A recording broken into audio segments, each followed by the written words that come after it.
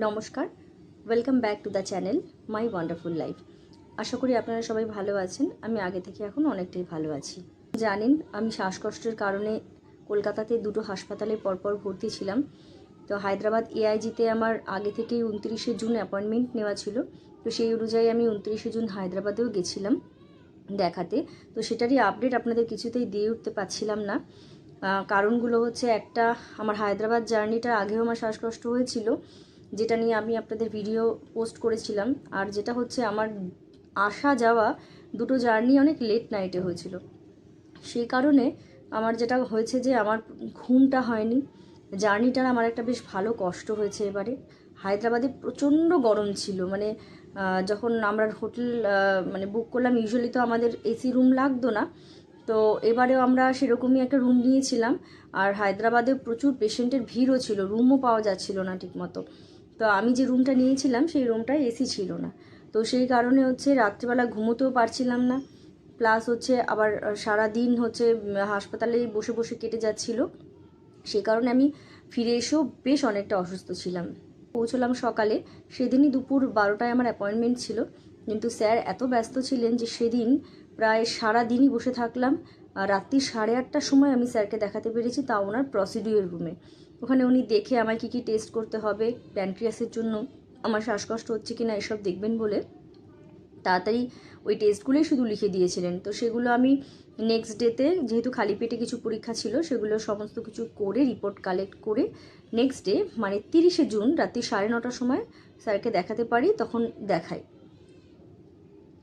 Sir বললেন যে pancreas থেকে কোনো প্রবলেম মনে হচ্ছে না। তো একটা ওষুধ দিয়ে দিলেন।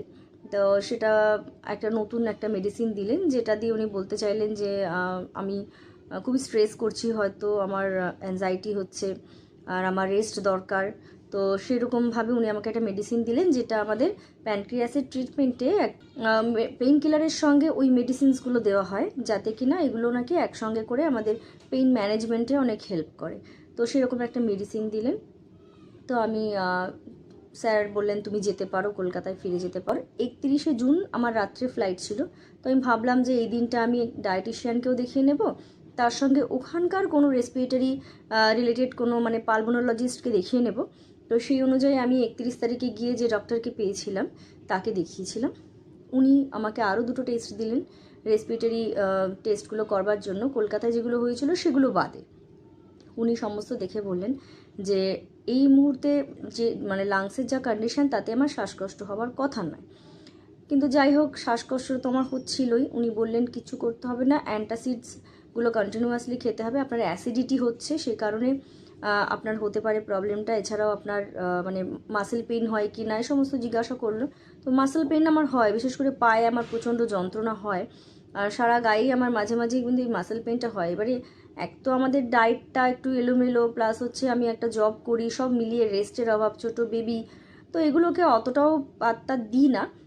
কিন্তু উনি যেটা বললেন যে আমার অ্যাসিডিটির কারণে এইসব প্রবলেমসগুলো হতে পারে। তো সেই কারণে উনি আমাকে অ্যান্টাসিডটা কন্টিনিউয়াস খেতে বললেন। আর উনি কোনো মেডিসিন দিলেন না, উনি বললেন স্যার যেটা দিচ্ছেন তাতেই হবে। কেননা শ্বাসকষ্ট তো আমার হচ্ছিলই, যদি আমার আবার হয় সেক্ষেত্রে সেটা তো কষ্টকর হবে। আমি আবার অ্যাবসেন্ট হয়ে যাব, আবার একটা অসুস্থতা। সেটার জন্য আমি কলকাতার মেডিসিনটা অফ করিনি। তো সেটা আমি কলকাতায় যখন আবার দেখাবো তখন স্যার যা বলবেন আমি করব। কেননা আমার কিছু রেসপিরেটরি ইনহেলার চলছে, তার সঙ্গে আমায় কিন্তু কার্ডিয়াকও কিছু মেডিসিন অ্যাড করা আছে। হট করে তো এই মেডিসিনগুলো বন্ধ করে দেওয়া ঠিক নয়, তাই জন্য এগুলো আমি খেয়ে যাচ্ছি। দেখিয়েছিলাম। তো এখন আমার বডি ওয়েটটা বেড়ে গেছে। যখন 2023 আমি লাস্ট জুলাইতে গেছিলাম, তখন থেকে এখন প্রায় আমার 2 কেজি 3 কেজির মতো আরও এক্সট্রা ওয়েট হয়েছে। তো উনি আমার ওয়েট অনুযায়ী আবার নতুন একটা ডায়েট চার্ট করে দিলেন। আরও কী কী খাবো না খাবো সেগুলো সম্বন্ধে ডিসক্রাইব করলেন। আর মেডিসিনগুলো বলতে, আমি যে এনজাইম খেতাম সেটার সঙ্গে যে আমি অ্যান্টক্সিপ্যান বলে একটা অ্যান্টিঅক্সিডেন্টস খেতাম, সেটা স্যার বন্ধ করে দিলেন। তো উনি বললেন যে একটু বেশি করে ফল খেতে, বিশেষ করে মুসাম্বি রস, বেদানার রস, এই টাইপের, বা এগুলো রস না করে ডিরেক্টলি যেভাবে আমরা খাই সেভাবে। তো এগুলোকে কন্টিনিউয়াসলি অ্যাড করতে, সুগার জিনিসপত্র, সুগার আছে এরকম টাইপের খাবারগুলো কম খেতে হবে। আমি প্রি ডায়াবেটিক স্টেজে এখন আছি। তো তার জন্য কিছু প্রবলেম আমার হয়, আমি এগুলো বুঝতে পারি যে আমার খুব খিদে পেলে আমার শরীর খারাপ লাগে, মাথা যন্ত্রণা করে, বা আমি যখন অনেকক্ষণ না খেয়ে থাকি আমি প্রচণ্ড উইক হয়ে পড়ি, শুয়ে আছি, কিছু করতে ভালো লাগছে না। হ্যাঁ, এইরকম সমস্যাগুলো আমার কিন্তু একটু একটু করে হচ্ছে। তো উনি বললেন সেই অনুযায়ী আমাকে কিন্তু ডায়াবেটিক ডায়েটটাই এখন ফলো করা উচিত, খাবার দাবারগুলো বুঝে মেপে খাওয়া উচিত। তো সেগুলো আপাতত হয়ে আমি এখন ডিউটি জয়েন করেছি, ডিউটি করছি।